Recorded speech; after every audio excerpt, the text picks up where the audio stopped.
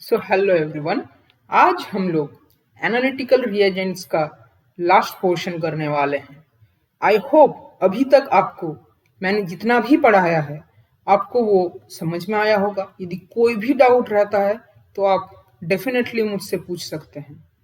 आज हम लोग नेक्स्ट एनालिटिकल रिएजेंट पर जाने वाले हैं जो कि है सिरेट।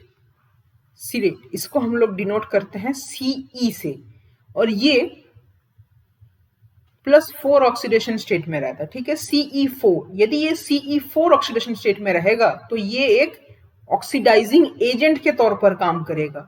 मतलब CE4+ से ये CE2+ में रिड्यूस हो जाता है, तो ये एक ऑक्सीडाइजिंग एजेंट के तौर पर काम करेगा। ये खुद रिड्यूस होगा और दूसरे को ऑक्सीडाइज कर देगा।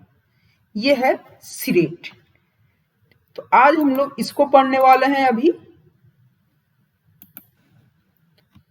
Siret is a very good oxidising agent.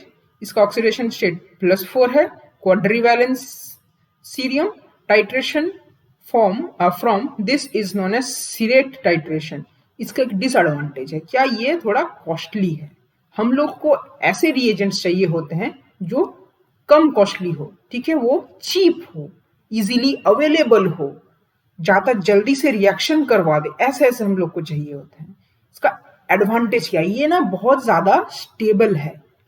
ठीक है, इवन एट 100 डिग्रीज भी ये बहुत ज्यादा स्टेबल है, and even at room temperature भी ये बहुत ज्यादा स्टेबल है फॉर 1 ईयर और मेनी ईयर। मतलब आप इसको यदि रख देंगे तो मतलब कई दिनों तक, कई महीनों तक, कई सालों तक, तब भी ये स्टेबल रहेगा। ये इसका खासियत है।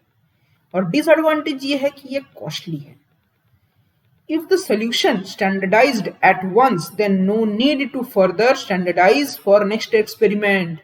यही है ना प्राइमरी स्टैंडर्ड। देखिए प्राइमरी स्टैंडर्ड क्यों है, यदि आपने इसको एक बार स्टैंडर्डाइज कर दिया, ठीक है, मतलब प्राइमरी स्टैंडर्ड तो एकदम नहीं, पर मतलब ये देखिए इसका खासियत, यदि आपने इसको एक बार स्टैंडर्डाइज कर दिया तो हर बार आपको इसे स्टैंडर्डाइज करने का जरूरत नहीं है।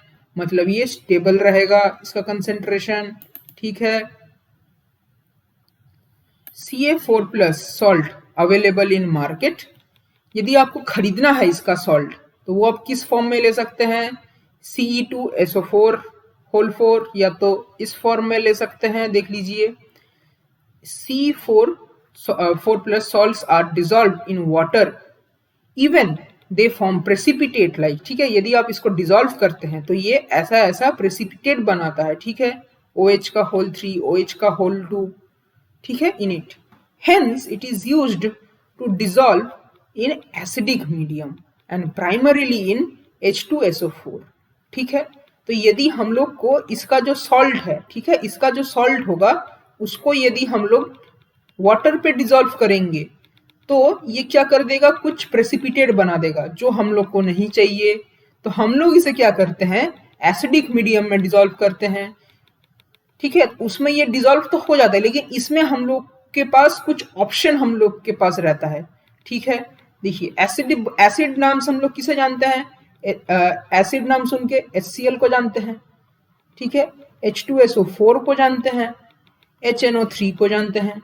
तो इनमें से, ठीक है, इनमें से बस H2SO4 हम लोग के लिए काम का है। ये C4+ सॉल्ट H2SO4 में ही बेस्ट सॉल्युबल होगा। इन दोनों के साथ ये कुछ प्रॉब्लम क्रिएट करेगा। क्या प्रॉब्लम, देखिए, यदि आपने उसे HCl, ठीक है, HCl में यदि आपने उसको दे दिया तो इसमें क्या हो जाता है, Cl2 का प्रेसिपिटेट हो जाएगा। ठीक है,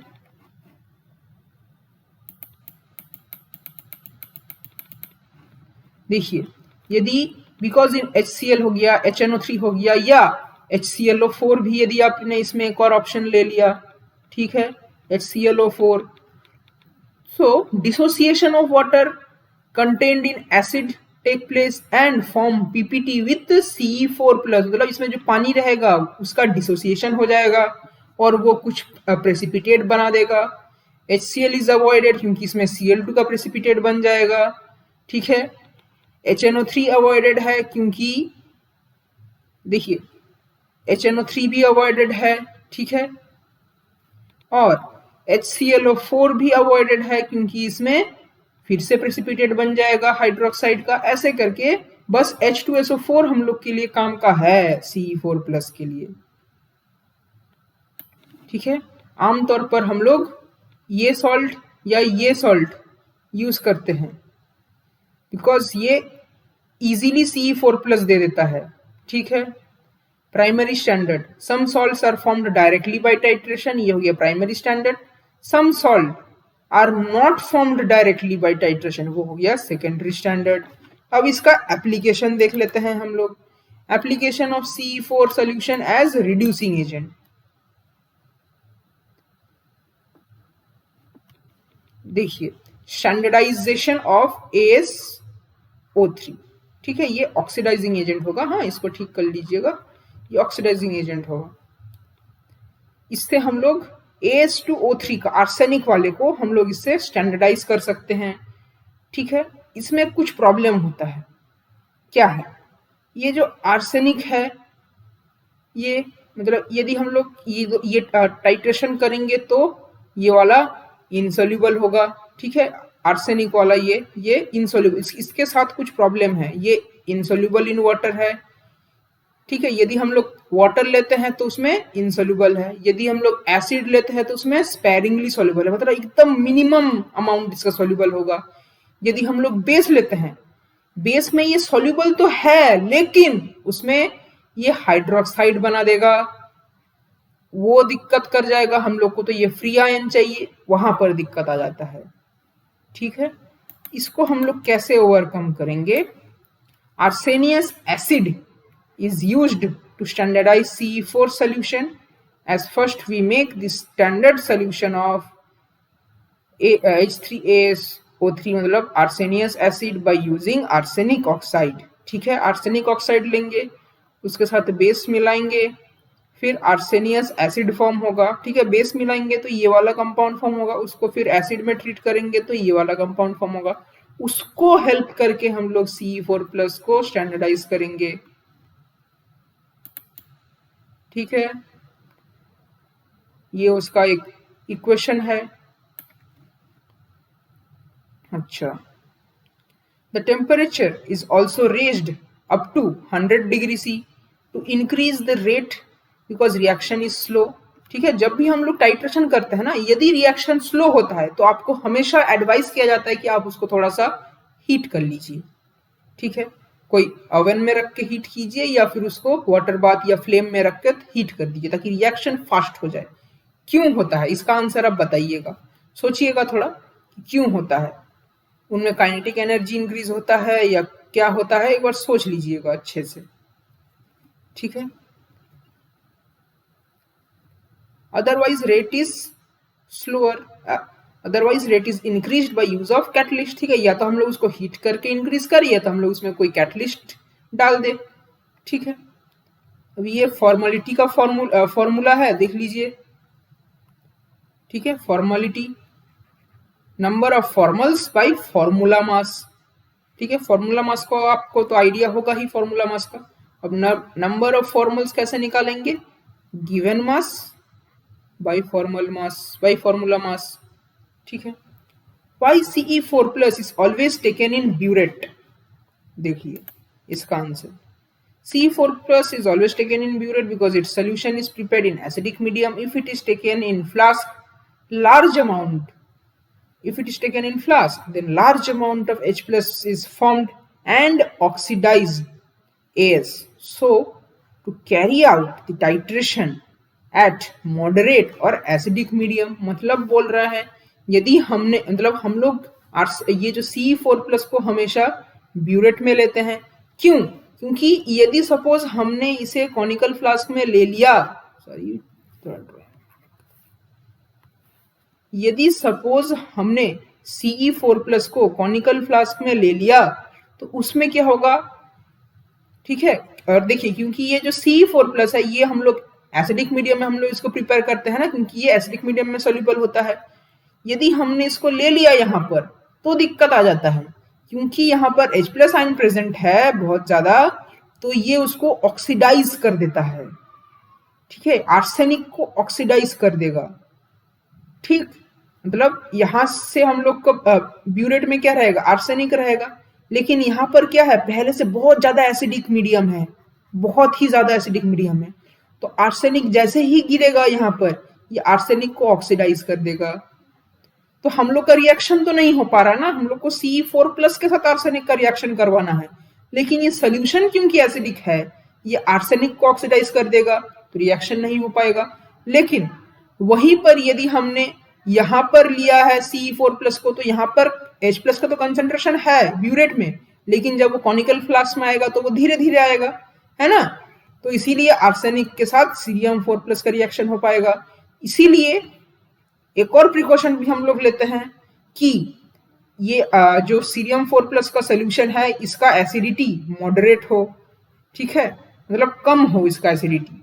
और उसी कारण से अब देखिए यहाँ पर क्या लिखा है, ये जो H+ होगा, ये इसका कंसेंट्रेशन कम होना चाहिए, ठीक है, ये बताया गया है, रीजन आपको पता चल गया। अभी हम लोग नेक्स्ट देखते हैं, indicator used in this standardisation is ferroin, ठीक है, फेरोइन एक इंडिकेटर है। और भी बता देता हूं, ये एक रेडॉक्स इंडिकेटर है, ठीक है। अच्छा, फेरोइन बहुत ही इंपॉर्टेंट है बीएचयू को पॉइंट ऑफ व्यू से। इसका फॉर्मूला देख, इसका भी ये वाला जो स्ट्रक्चर वगैरह देख लीजिएगा, ठीक है। फेरोइन का देखिए, फेरोइन का स्ट्रक्चर, फेरोइन का आईपीएसी नेम, फेरोइन का मतलब इसका जो फॉर्मूला वगैरह सब आपको देख के रखना है, ठीक है। बहुत अच्छे से फेरोइन को पढ़िएगा, काफी बार इससे क्वेश्चन आया हुआ है। फेरोइन हम लोग किस टाइट्रेशन के लिए यूज करते हैं, सपोज आपको बताया गया है कि आपको Fe2+ का आपको अमाउंट निकालना है, तो हम लोग क्या करते हैं, हम लोग एक रेडॉक्स रिएक्शन कैरी आउट करते हैं, जिसमें Fe2+ को हम लोग Fe3+ में कन्वर्ट कर देते हैं, और इसमें हम लोग रिएजेंट कौन सा यूज करते हैं, यही अपना C4 वाला सीरेट टाइट्रेशन, ठीक है ना। तो सीरेट किस में रिड्यूस हो जाता है, Ce2+ में। ये जो एक रिएक्शन, ये सीरेट फिर क्या करवाता है, Fe2+ का ऑक्सीडेशन करवाता है Fe3+ में, और इसमें हम लोग इंडिकेटर यूज करते हैं फेरोइन, फेरोइन इंडिकेटर यूज करते हैं। इसको हम लोग ओफेन नाम से भी शायद से बोलते हैं, ठीक है, ये वाला, ये इंडिकेटर यूज करता है। ये इंडिकेटर क्या करता है, जब ये Fe2+ के साथ बाइंड करता है, इसका कलर कुछ और रहता है, और जब ये Fe3+ के साथ बाइंड करता है, इसका कलर कुछ और हो जाता है। यही जो कलर चेंज होता है, इसी के मदद से हम लोग एंड पॉइंट को डिटरमिन करते हैं, ठीक है। Fe2+ come from any iron salt, for example मोहर सॉल्ट, ठीक है। ये जो मोहर सॉल्ट है, इसमें से हम लोग को Fe2+ मिल जाएगा। पर ये जो मोहर सॉल्ट है ना, इसमें Fe2+ काम का है, ये जो NH4+ है ना, ये कोई एक्टिव नहीं है, ठीक है। ये बस डबल सॉल्ट फॉर्म करने के लिए हेल्प करता है। अच्छा, डबल सॉल्ट का आपको उसका आइडिया वगैरह होना चाहिए कि किसे हम लोग डबल सॉल्ट कहते हैं, ठीक है।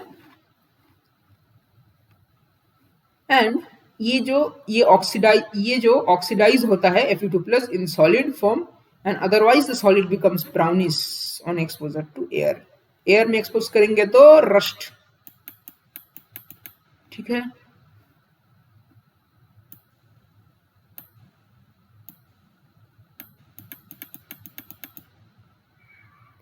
अच्छा, नेक्स्ट देखिए,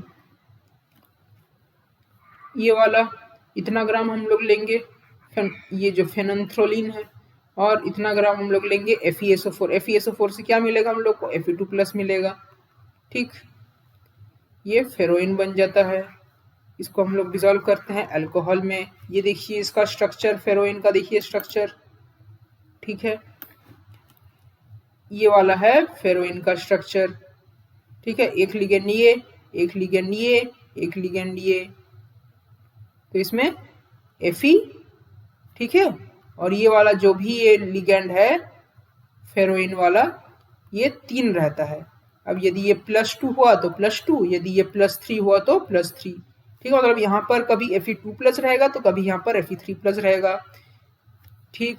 इसका कलर देख लीजिए, वाइन रेड दिया हुआ है Fe2+ के साथ, है ना। देखिए Fe2+ के साथ रहेगा, ये वाइन रेड हो जाएगा OPN, ठीक है। OPN नाम से भी आप इसको एब्रिविएट कर सकते हो। तो ये सब आपको ध्यान रखना पड़ेगा। ठीक, ओपियन। यदि Fe2+ के साथ इसका कॉम्प्लेक्स है तो इसका कलर हो जाएगा वाइन रेड। यदि Fe3+ के साथ इसका कॉम्प्लेक्स है तो इसका कलर हो जाएगा ब्लू। ये वाइन रेड टू ब्लू याद कीजिए, ये हम लोग कहाँ पर पढ़े थे, मतलब ये ऐसे ही same colour change complexometric titration में पढ़े थे EDTA के साथ। ठीक है, इंडिकेटर उसमें अलग था लेकिन ये कलर चेंज कुछ ऐसा ही था। Ferroin is also used because it acts as a potential mediator as redox potential of Ce4+ से Ce3+ and As3+ से As2+ is equivalent to transition redox potential of indicator। अच्छा, transition redox potential of indicator, देखिए ये सब बहुत details में नहीं पढ़ना है आपको, बस ये पता होना चाहिए कि जो ये फेरोसिन है ये एक रेडॉक्स इंडिकेटर है जो मैंने आपको बताया था। ठीक, इतना ध्यान रख लेंगे तो शायद हो जाएगा। स्टैंडर्डाइजेशन, ठीक है, अब हम लोग Ce4+ का स्टैंडर्डाइज करेंगे इसके साथ। ठीक है, K4FeCN6 ये हम लोग कहाँ पर यूज करते हैं याद कीजिए, ये हम लोग ऑर्गेनिक जो कंपाउंड होता है उसका जब हम लोग एनालिसिस करते हैं तो उसमें नाइट्रोजन टेस्ट के लिए, ठीक है, सोडियम फ्यूजन एक्सट्रैक्ट बनाकर नाइट्रोजन टेस्ट जब करते हैं तब शायद सी वाला हम लोग यूज करते हैं। अच्छा, तो इसको हम लोग यूज करते हैं Ce4+ को स्टैंडर्डाइज करने में। ठीक, जब ये स्टैंडर्डाइज करेंगे उसमें भी हम लोग फेरोइन यूज करते हैं, क्योंकि फेरोइन एक रेडॉक्स इंडिकेटर है इसीलिए कहीं पर भी यदि रेडॉक्स रिएक्शन हो रहा है तो वहां पर हम लोग फेरोइन यूज कर सकते हैं, मतलब उसका एक हाई चांस है यूज होने का। ठीक है, वैसे ही करके हम लोग इसको मोहर सॉल्ट से भी स्टैंडर्डाइज करते हैं। ठीक, सिमिलर सही है। ठीक है, वैसे ही करके हम लोग इसे ऑक्सैलिक एसिड के साथ भी स्टैंडर्डाइज करते हैं। ठीक है,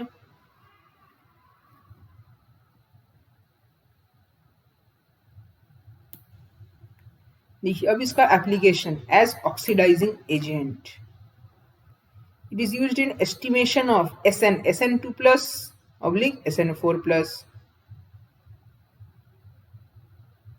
ठीक है, इन ओर्स, टिन का ओर हो गया सपोज कीजिए, तो उसमें हम लोग को कितना टिन है वो एस्टिमेट करना है। ठीक है, तो वो हम लोग कैसे करेंगे, Ce4+ का यूज करके। ठीक है, यदि सोचिए जो SN प्रेजेंट है वो SN4+ के फॉर्म में प्रेजेंट है, then it is first selectively reduced to SN2+, क्योंकि देखिए जो ये Ce4+ है ये तो एक ऑक्सीडाइजिंग एजेंट है, ये तो हमेशा C3+ में रिड्यूस होगा, है ना। तो हम लोग को SN4+ यदि है तो पहले हमको उसको SN2+ में रिड्यूस करना पड़ेगा, फिर C4+ के साथ रिएक्ट करवाएंगे तो SN4+ बनेगा। ठीक है, समझने का कोशिश कीजिएगा इसको, यदि नहीं समझ में आ रहा है तो पूछ लीजिएगा मुझे, क्योंकि ये हमें लोअर ऑक्सीडेशन स्टेट में चाहिए। ठीक है, क्योंकि इसको ऑक्सीडाइज करवाना है हम लोग को C4+ के मदद से, इसीलिए यदि ये टिन के ओर में यदि ये +4 ऑक्सीडेशन स्टेट में है तो उसको पहले हम लोग को रिड्यूस करवाना पड़ेगा। कैसे, निकल कैटलिस्ट के मदद से करवा सकते हैं, और फिर हम लोग उसका एस्टिमेशन कर देंगे। ठीक है, इंडिकेटर क्या यूज करते हैं हम लोग, स्टार्च यूज करते हैं in the presence of Ki, as Ki releases I2 at the end point and blue color complex was formed। ठीक है, अच्छा, जब भी हम लोग ये वाला जो टाइट्रेशन है, ठीक है, जिसमें ये I2 फॉर्म होता है, ठीक है, I2 जब फॉर्म होता है रिएक्शन में तो उसमें हम लोग ना स्टार्च इंडिकेटर यूज करते हैं। ठीक है, क्यों, देखिए जैसे जो स्टार्च होता है ना उसका शेप ना कुछ ऐसा ऐसा ऐसा ऐसा उसका कुछ शेप होता है, वो कुछ पॉलीमर टाइप का होता है, तो जब भी हम लोग आयोडीन के साथ उसको यूज करते हैं ना तो आयोडीन को वो ट्रैप कर लेता है, वो आयोडीन को ऐसे करके कुछ आयोडीन को ट्रैप कर सकता है, इसी कारण से हम लोग उसे यूज करते हैं as an indicator. First tin act as strong reducing agent and reduces Ce4+ and then Ki also reducing agent, by which Ce4+ oxidizing agent give I2। ठीक है, मतलब इनडायरेक्टली Ce4+ से हम लोग I2 तक जा रहे हैं। Used in estimation of zinc, ठीक है, उसको हम लोग जिंक के एस्टिमेशन में भी यूज करते हैं। ठीक है, क्या करेंगे, ये हम लोगों ने जिंक ले लिया और इसको हम लोगों ने ज्यादा अमाउंट में ले लिया। इसका नाम आप मुझे बताएंगे जरूर, ठीक है, ये आप लोग प्रैक्टिकल में सीखते हैं, इसका नाम बताइएगा। जिंक ले लिया, इसको हमने नॉन एक्सेस में ले लिया, ठीक है, नॉन एक्सेस याद रखिएगा, नॉन नॉन एक्सेस में लिया तो ये वाला बन गया। अब कुछ तो एक्सेस में लिया है तो इसका कुछ बच भी जाएगा, जो बच जाएगा उसको हम लोग इसके साथ यूज कर देंगे, फिर टाइट्रेशन करेंगे फेरोइन इंडिकेटर, ठीक है। फिर बैक टाइट्रेशन का मेथड हो गया ना कि इसका अमाउंट निकाले, फिर उसके मदद से इसका अमाउंट निकाले, ठीक है। याद कीजिए इसको हम लोग किस में यूज किए थे, इसको स्टैंडर्डाइज करने में यूज किए थे ना, तो मतलब इन दोनों के बीच में रिएक्शन होता है। अच्छा, नेक्स्ट है क्रोमियम, ठीक है। क्रोमियम के केस में भी देखिए ये ऑक्सीडाइज होगा, क्रोमियम 3+ से क्रोमियम 6+ में ऑक्सीडाइज होगा, ठीक। यहाँ पर हम लोग जो इंडिकेटर यूज करते हैं वो है पोटेशियम नाइट्रेट, या देख लीजिए अच्छे से, यहाँ पर फेरोइन नहीं पोटेशियम नाइट्रेट यूज होता है, ठीक है। Determination of metal by oxine using C4+, ठीक है। यदि हम लोग को ये डिटरमिन करना है ऑक्साइन के मदद से तो हम लोग इसको काम में लेते हैं, ठीक है।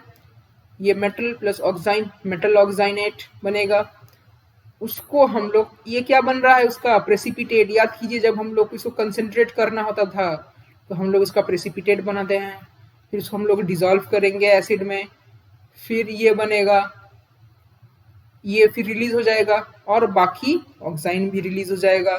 ये जो ऑक्साइन है इसको फिर हम लोग बैक टाइट्रेशन करते हैं C4+ के साथ। The amount of oxine consumed is just 1/3 the concentration of Al3, ठीक है, and 1/2 the concentration of magnesium 2+। ये क्यों बोल रहे हैं अभी आपको दिखा देता हूं, ठीक है। देख लीजिए ये वाला ऑक्साइन है ना, तो ये ऑक्साइन बना, इसमें नेगेटिव चार्ज -1 है, तो इसका यदि हम लोग 3 लेंगे, ठीक है, यदि ऑक्साइन को मैं OX से बता रहा हूं तो OX में है -1 चार्ज, Al में है +3 चार्ज, तो ये जो इसका प्रेसिपिटेट बनना चाहिए वो कैसा बनना चाहिए, ऐसा टाइप का, ठीक है। और Mg के साथ बनेगा तो कैसा बनना चाहिए, Mg2+ है ना, तो इसके साथ OX का 2 बनेगा, है ना। तो जब ये सोल्यूशन में जाएंगे तो 1 एल्यूमिनियम देगा पर 3 OX देगा, ये जब जाएगा तो 1 मैग्नीशियम देगा बट 2 OX देगा, तो इसीलिए यहाँ पर बोला जा रहा है कि 1 OX is equals to 1/3 aluminium का कंसेंट्रेशन, यहाँ पर बोला जा रहा है 1 OX is equals to half the magnesium concentration, ठीक है। और जब आप इसे सिरेट के साथ रिएक्शन करवाएंगे तो ये ऐसा होगा। यहाँ पर भी हम लोग इंडिकेटर फेरोइन ही यूज करते हैं, ठीक है।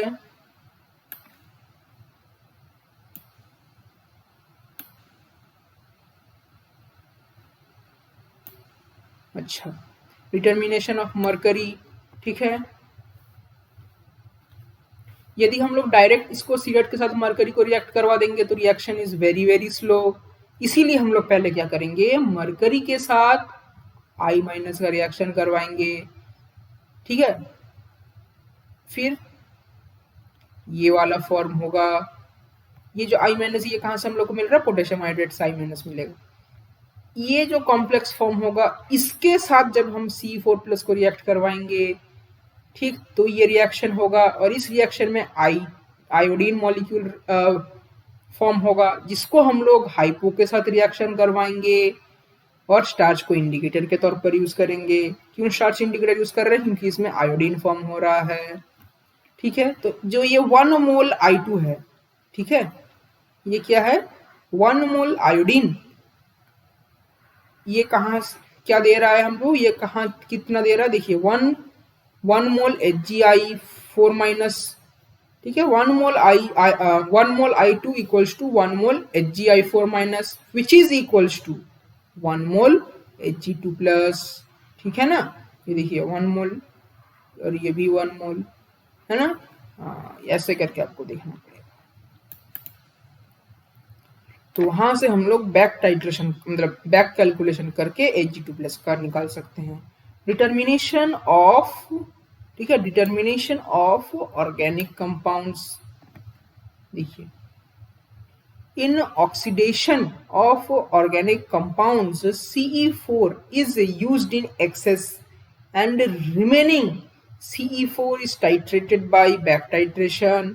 ठीक है, in oxidation of organic compound हम लोग क्या करेंगे, यदि कोई हम लोग का ऑर्गेनिक कंपाउंड है उसके साथ हम लोग C4+ लेंगे, लेकिन नॉन एक्सेस में लेंगे। जो CE4+ बच जाएगा उसको हम लोग रिएक्शन करवाएंगे किसके साथ, आयरन 2 के साथ। याद है ना, आयरन 2 के साथ Fe2+ के साथ इसका रिएक्शन होगा, और इंडिकेटर तो डेफिनेटली फेरोइन यूज करेंगे। इस Fe2+ का सोर्स क्या होगा, मोहर सॉल्ट। ठीक है, तो C4+ यूज कितना होगा, नॉन एक्सेस माइनस रिमेनिंग, है ना, मतलब जो लेफ्ट ओवर है। ये सब आपको अब तक समझ में आ रहा होगा। देखिए, इसलिए मैं बताया था कि जो टाइट्रेशन है ना बहुत इंपॉर्टेंट है, खास करके बैक टाइट्रेशन। हर जगह आपको लगेगा डायरेक्ट टाइट्रेशन, बैक टाइट्रेशन वगैरह बहुत कम। ठीक है, इसको इसलिए ध्यान से कंसेप्ट को पढ़िएगा टाइट्रेशन का, अलग अलग टाइप के टाइट्रेशन। आगे पढ़ेंगे तब और भी कई से टाइट्रेशन मिलते हैं, कंडक्टोमेट्रिक, वॉल्यूमेट्रिक, पोटेंशियोमेट्रिक, बहुत है। ठीक है, ऐसे ही कोई एक ऑर्गेनिक कंपाउंड है, सोचिए पाइरुविक एसिड, इसके साथ आपने रिएक्शन करवाया, ठीक है, सीरेट का। तो देखिए, इसके साथ आप सीरेट का रिएक्शन करवाएंगे, आपका ये फॉर्म होगा, ठीक है, ये रिलीज होगा, ऐसे करके आप कर सकते हैं। जैसे ठीक है, प्रोटीन एस्टिमेशन करेंगे, ये आप देख लीजिए, direct amino acid is not titrated, ठीक है, because the reaction is not very fast, जल्दी से रिएक्शन नहीं होता है, इसीलिए हम लोग डायरेक्ट नहीं करवाते हैं। उसके साथ हम लोग HNO2 का रिएक्शन करवाते हैं पहले। ठीक है, नेक्स्ट ये भी आप देख लीजिए एस्टिमेशन, ठीक है, किसका किसका हम लोग कर रहे हैं, ऑक्जेलिक एसिड वगैरह, क्विनोन वगैरह, ठीक, ये सब देख लीजिए। इंडस्ट्रियल एस्टिमेशन ऑफ ग्लिसरॉल, ठीक है, यदि आपको ग्लिसरॉल दे दिया और आपको बोल रहा है कि इसका एस्टिमेट करके बताइए कि कितना इसका अमाउंट है, पहले हम लोग इसको पानी से रिएक्ट करवाएंगे, एसिड बनेगा, फिर इसको हम लोग सीरेट के साथ रिएक्शन करवाएंगे। ठीक है, ऐसे कर करके इसको हम लोग देख सकते हैं। Glycerol can also be estimated by HCOOH first, titrated with NaOH without using, ठीक है, C4+, मतलब C4+ के जगह हम लोग NaOH यूज कर सकते हैं। ठीक है, अच्छा, इसमें हम लोग C4+ को एक्सेस लेंगे, जो बच जाएगा उसको हम लोग मोर सॉल्ट के साथ टाइट्रेट कर देंगे, बैक टाइट्रेशन। ठीक है, बहुत सिंपल है, कोई दिक्कत नहीं है। अब है Karl Fischer reagent.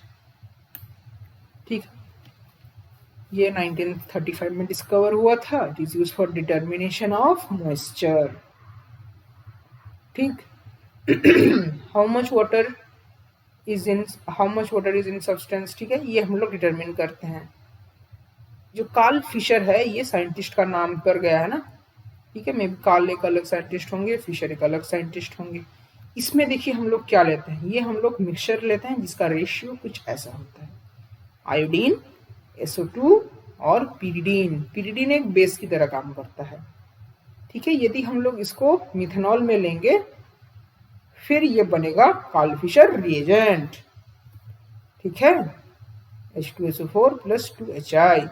Carl Fisher reaction is based on the oxidation of sulfur dioxide by iodine in a solvent that is neither acidic nor basic, and aprotic solvent. The reaction can be simultaneously,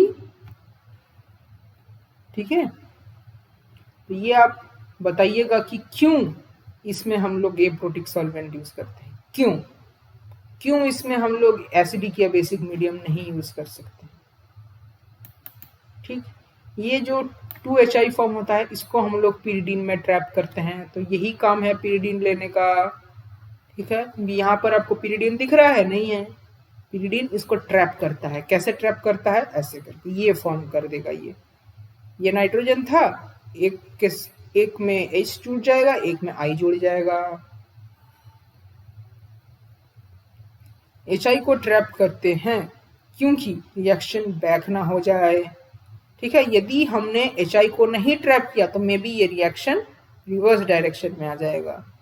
pyridine is used to trap HI so that reaction do not revert back।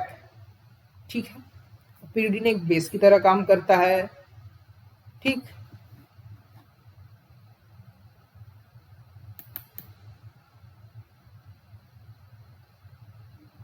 अच्छा, अब जो हम लोग को जो stoichiometry maintain करना है वो कैसे मेंटेन करना है, पानी हम लोग लेंगे 2 मोल, आयोडीन लेंगे 1 मोल, ये स्टोइचियोमेट्री मेंटेन करना पड़ेगा। ये एक सेल्फ इंडिकेटर सिस्टम है, मतलब इसमें बाहर से हम लोग को कोई इंडिकेटर नहीं देना पड़ेगा, ये खुद ही इंडिकेटर की तरह काम कर जाएगा। एट एंड पॉइंट क्या होगा, ये जो I2 लेते हैं ये ब्लू कलर का हो जाएगा because all H2O is reduced. ठीक है, आफ्टर 10 ईयर स्मिथ कोई साइंटिस्ट थे, वो स्टूडेंट थे कार्ल फिशर के। 1945 में उन्होंने इसके साथ कुछ और ऐड कर दिया। ठीक है, ये देख लीजिए, ये स्टोइचियोमेट्री उन्होंने बताया कि ऐसा स्टोइचियोमेट्री होना चाहिए। ठीक, ये आप यदि ये वाला रिएक्शन फॉलो करवाएंगे तो आपको एक प्रोडक्ट तो ये मिलेगा, दूसरा प्रोडक्ट आपको ये मिलेगा। ये वाला जो प्रोडक्ट है ये आइसोलेट नहीं हो पाएगा। ठीक,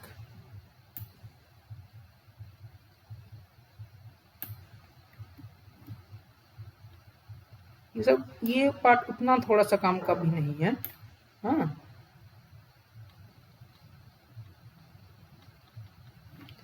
अच्छा, कार्ल फिशर देखिए, यदि आप इसको वाटर के साथ रिएक्शन करवाएंगे तो this reaction is not specific, किसी भी एक्टिव हाइड्रोजन और ऑक्सीजन कंटेनिंग मॉलिक्यूल से रिएक्शन कर सकता है। ठीक है, तो इन्होंने यही बताया कि ये वाला स्टोइचियोमेट्रिक रेशियो होना चाहिए। ठीक, स्टैंडर्डाइजेशन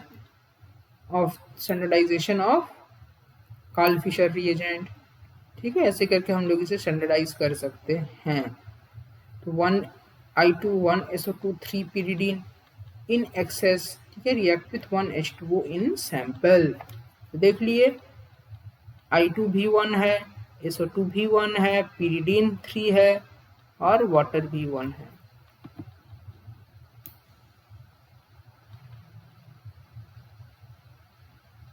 अच्छा, यदि हम लोग कार्ल फिशर रिएजेंट को बहुत देर तक रख देंगे तो वो खराब हो जाए, मतलब वो खराब हो, मतलब वो अच्छे से नहीं रह पाता। क्यों?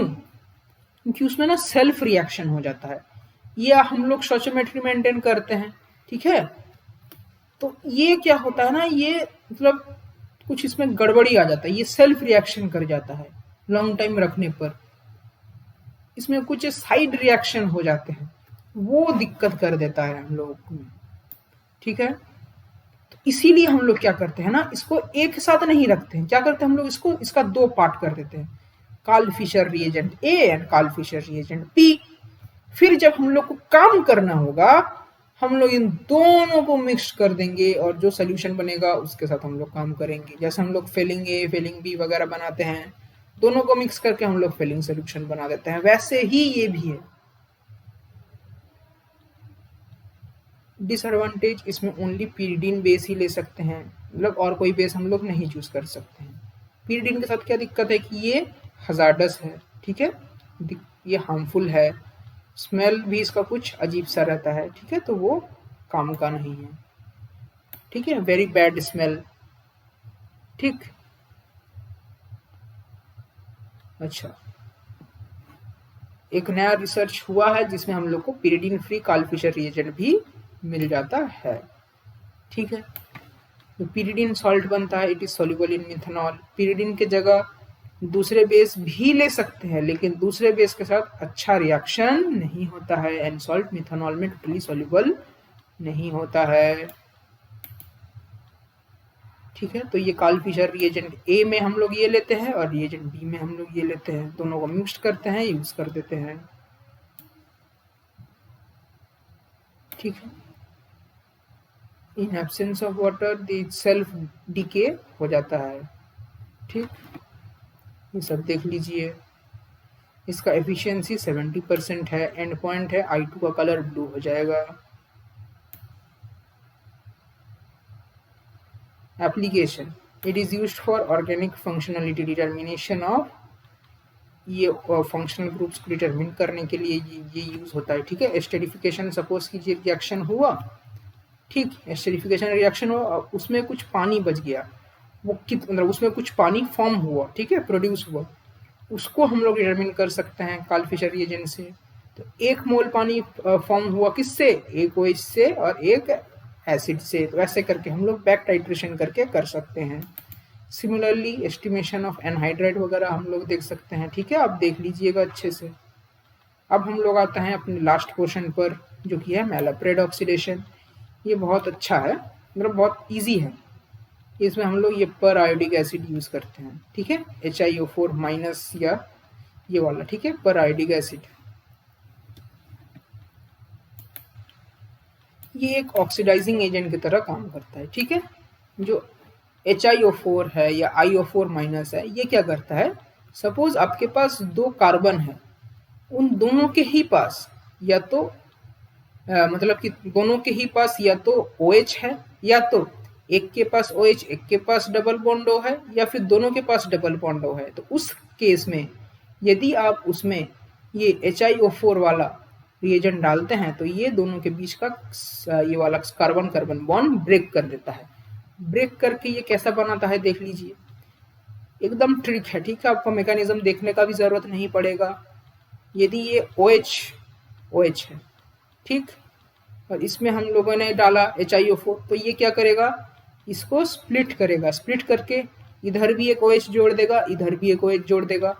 तो ये कैसा बनेगा, देखिए, एक C है, एक OH प्लस दूसरे वाले के लिए। ठीक है, मतलब यहाँ पर एक और बॉन्ड भी रहेगा, इस वैलेंसी अब देख लीजिएगा। हाँ, इस पे मैं ज़्यादा ध्यान नहीं दे रहा हूँ। दूसरा C है, उस पर भी एक OH। अब ये हम लोग को पता है कि यदि 2 OH रहता है, ठीक है, यदि 2 OH रहता है तो वो स्टेबल नहीं होता है। तो ये क्या बन जाता है, ये डबल बॉन्ड O बन जाएगा। इसमें भी सेम, ठीक है, तो ये डबल बॉन्ड O बन जाएगा। तो अल्टीमेटली हम लोग को क्या मिल रहा है, यहाँ पर ये डबल बॉन्ड O मिल जाएगा, ये भी डबल बॉन्ड O हो जाएगा। ठीक, तो यदि ऐसा हुआ कि एक OH और एक OH है, इसके साथ यदि हम लोगों ने रिएक्शन करवाया तो हम लोग को 2 मोल एल्डिहाइड या कीटोन मिल जाएंगे। ठीक, अच्छा, नेक्स्ट देखिए, यदि ऐसा होता है कि एक C डबल बॉन्ड O है, एक OH है, इसमें यदि हम लोगों ने दिया तो इसमें क्या हो जाता है, ये ऐसा ऐसा स्प्लिट करेगा, इधर भी OH जोड़ दीजिए, इधर भी OH जोड़ दीजिए। जुड़ने के बाद ये कैसा बन जाएगा, O और ये OH, तो ये आपका एसिड ग्रुप बन गया। और ये आपका क्या बनेगा, OH, ये भी OH। इसमें क्या, दोनों OH को मिलाकर एक डबल बॉन्ड O बन जाएगा। तो अल्टीमेटली आपको क्या मिलेगा, एक आपको मिल जाएगा एसिड, एक आपको मिल जाएगा एल्डिहाइड या कीटोन। ठीक, उसी तरीके से यदि आपके पास क्या रहता है, दोनों ही आपके पास डबल बॉन्ड O रहते हैं, तब आप क्या करेंगे, तब ये जो आपका स्प्लिटिंग होगा, फिर से आपको यहाँ पर क्या करना है OH, यहाँ पर क्या करना है OH। तो यहाँ पर आपको क्या मिल जाएंगे, दोनों ही आपको कैसे मिलेंगे, डबल, ये एसिड ग्रुप मिल जाएंगे। अच्छा, एक और केस आता है, ठीक है, वो भी थोड़ा सा इंटरेस्टिंग है। देखिए कैसे आता है, यदि आपके पास ऐसा है, ये भी OH है, इधर भी सपोज कीजिए कोई OH है, इधर भी सपोज कीजिए कोई OH, मतलब ये डबल बॉन्ड O भी हो सकता है, ये O और OH भी हो सकता है। हम लोग को काम है किससे, इस वाले से। यदि इसको हम लोग को देखना है, ठीक है, तो यहाँ पर ऐसे ऐसे करके ये स्प्लिट हुआ है ना, क्योंकि दोनों एडजेसेंट कार्बन पर ये सब है। तो इसमें क्या हो जाएगा OH, इसमें OH, इसमें क्या हो जाएगा OH, इसमें क्या हो जाएगा OH। तो ये जो बीच वाला कार्बन है ना, इसका देखिए कैसा हो जाएगा, ये है कार्बन, डबल बॉन्ड है, इधर एक OH लगा, इधर एक OH लगा, ठीक, देख रहे हैं ना इसको। तो ये आपका ऐसा ग्रुप बनेगा, ये ही बाद में क्या हो जाएगा, इसमें ये CO2 बन जाएगा और प्लस H2O रिलीज हो जाएगा। तो यहाँ से हम लोग को CO2 मिलेगा, ये वाला मत बना दीजिएगा, इसमें से हम लोग को CO2 मिलेगा, तो ये बताना था। अच्छा, ये वाला तभी काम करेगा जो ये मैलाप्रेड वाला ऑक्सीडेशन है, जब दो एडजेसेंट कार्बन पर रहेगा, ठीक है। यदि एडजेसेंट कार्बन पर नहीं है तो ये रिएजेंट काम नहीं करता है। दोनों एडजेसेंट कार्बन पर या तो डबल बॉन्ड OH हो, या दोनों पर या तो डबल बॉन्ड हो, या तो एक OH एक डबल बॉन्ड हो, कुछ भी हो, लेकिन एडजेसेंट कार्बन पर होना चाहिए, ठीक है। तो प्रॉपर्टी क्या है इसका, सिलेक्टिव ऑक्सीडेशन है ना, सिलेक्टिवली तो ये ऑक्सीडाइज करेगा। यदि ये दोनों साथ में ज्वाइन नहीं रहेंगे तो ये काम नहीं करेगा। और ये कैसे क्या बनाएगा आप देख लीजिएगा,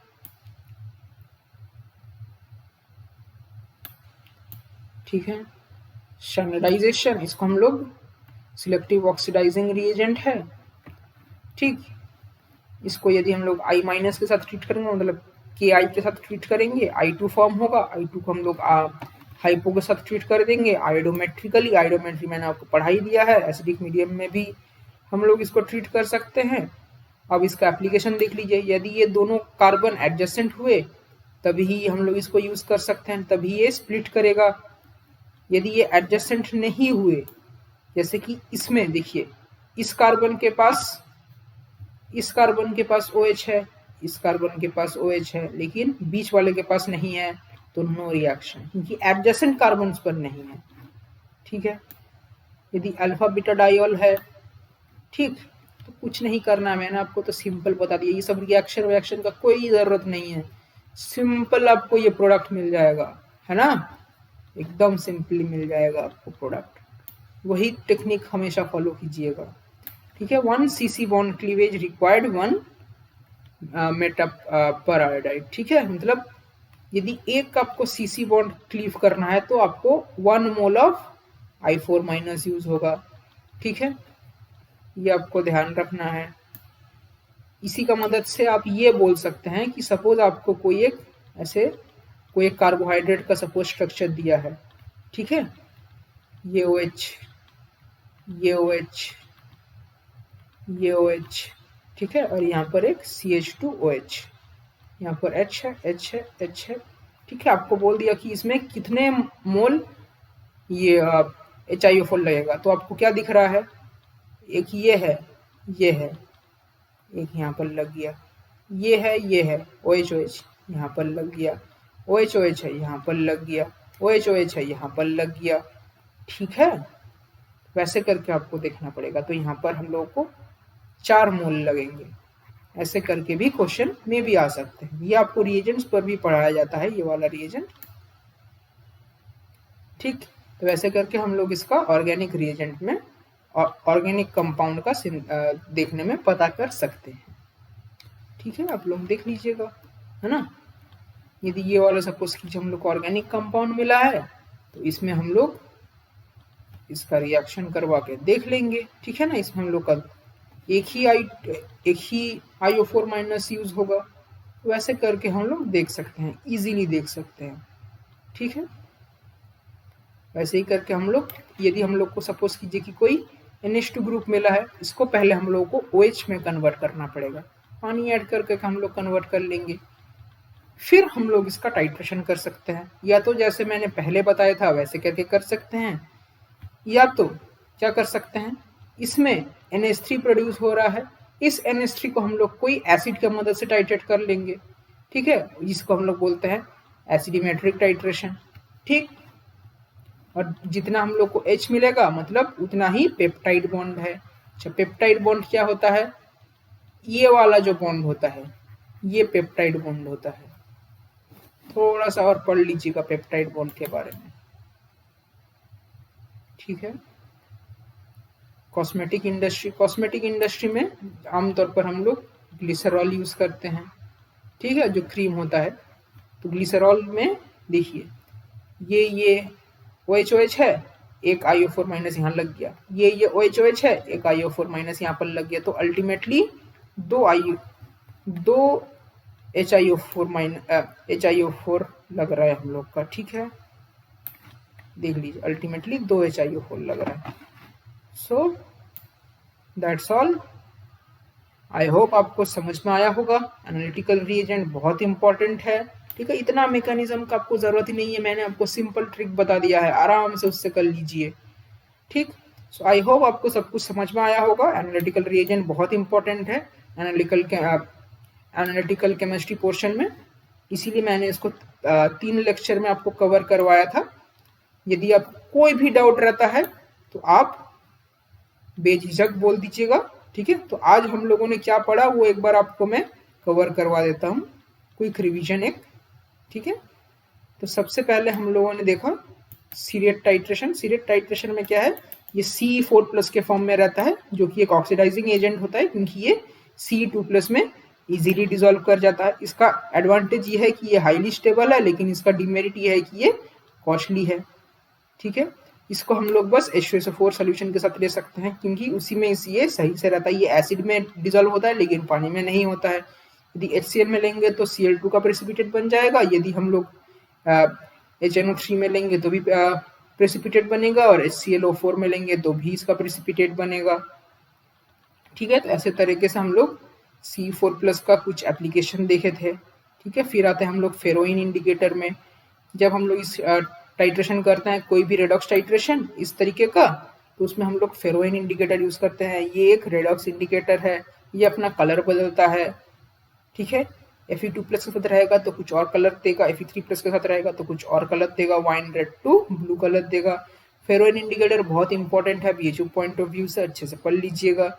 फिर हम लोग इसका कुछ एप्लीकेशन देखे थे Ce4+ का, ठीक है।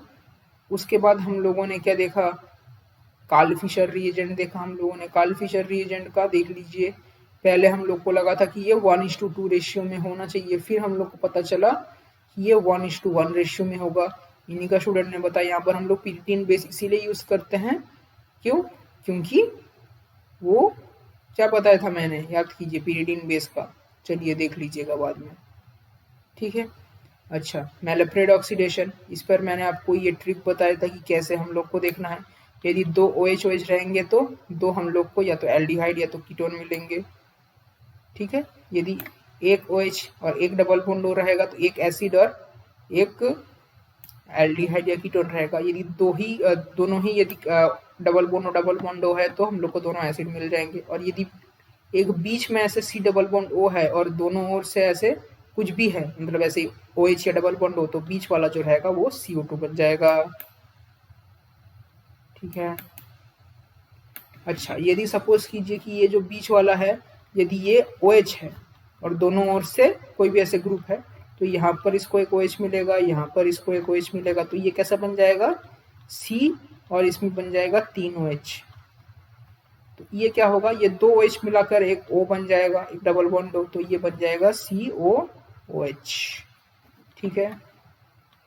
तो यहीं तक था सब कुछ। आई होप आपको सब समझ में आया होगा। तो मिलेंगे फिर अगली बार, तब तक के लिए गुड बाय।